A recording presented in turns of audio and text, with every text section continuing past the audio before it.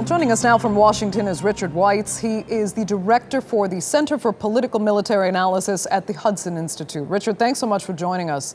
Just yesterday, Britain sent Typhoon aircraft after Russian military planes in the Baltic Sea, and now we're hearing Putin say Russia will neutralize external threats.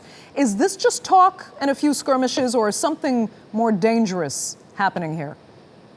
This is nothing new. We've had both the air incidents for several years now, and in particular, this missile defense program has been in development and deployment for a dozen years, and we've heard a dozen years of varying Russian complaints and threats. So I don't think anything's really changed. I mean, the Russians have objected to the system for a long time. NATO and Russia tried to work out a common approach, but they were unable to do so.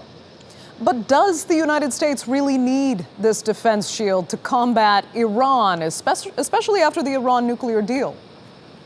Yeah, that's the question the Russians ask. I mean, what they've done is these systems, as I said, were launched and put into place a dozen years ago, and the deployments have now occurring because it took a while to build up the technology and so on.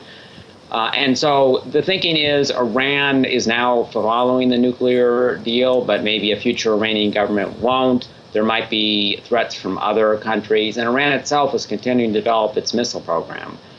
So what they've done is they decided to go ahead and complete the planned deployments, but not yet deploy any new systems. I mean, they're going to stop with the systems in Poland.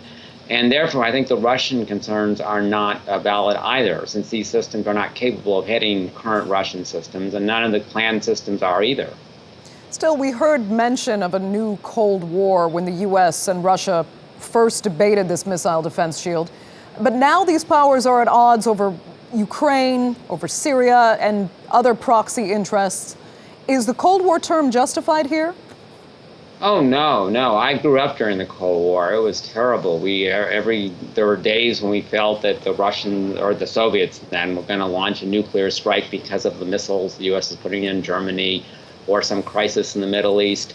Now it's just nowhere different. It's nowhere near as intense, nowhere near as frightening. And also the Soviet Union was a much more capable, much more destructive power than the current Russian Federation, despite the differences we have with its current leadership.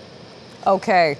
Richard Weitz, we're going to have to leave it there. Thanks so much for joining us with that live from Washington.